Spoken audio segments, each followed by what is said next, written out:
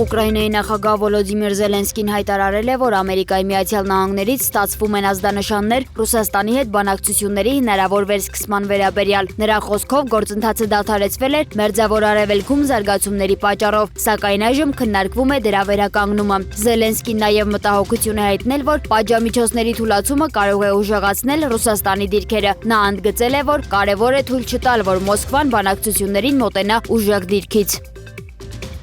Ռուսական անօդաչու թռչող սարքերի հարվածների հետևանքով Ուկրաինայի Սումի շրջանում զոհվել է 3 մարդ, այդ թվում 2 եղբայրներ։ Հարվածներ են հասցվել նաև Օդեսայում, որտեղ վնասվել են նավթահանգստյան ենթակառուցվածքները, վիրավորվել է 4 մարդ, փլուզվել են բնակելի շենքեր եւ հրդեհներ են բռնկվել։ Ռուսական կողմը շարունակում է պնդել, որ խաղաղ բնակավայրերը չեն թիրախավորվում։ Միաժամանակ հակամարտության կարգավորման բանակցությունները կանգ են առել Մերձավոր Արևելքում լարվածության սրման պատճառով։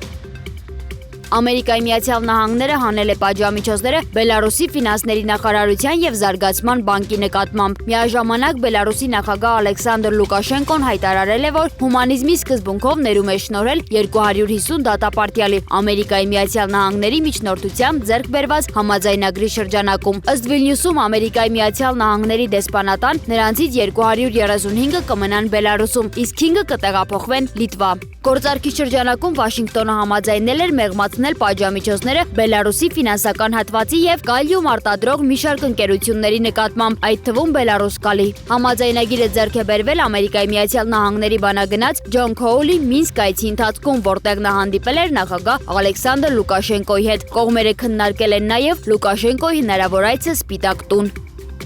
Կոլումբիայում տեղի է ունեցել խոշոր բլեքաութ, որի հետևանքով մոտ 11 միլիոն մարդ մնացել է առանց էլեկտրաէներգիայի։ Տեղեկությունների համաձայն 2026 թվականի մարտին երկրի ազգային էներգահամակարգը լուրջ խափանում է ունեցել, ինչը հանգեցրել է լայնածավալ անջատումների։ Պատճառների թվում նշվում է էներգետիկ համակարգի խնդիրները, նաև արտաքին գործոնները, այդ թվում Ամերիկայի Միացյալ Նահանգների նկատմամբ կիրառվող սահմանափակումների ազդեցությունը։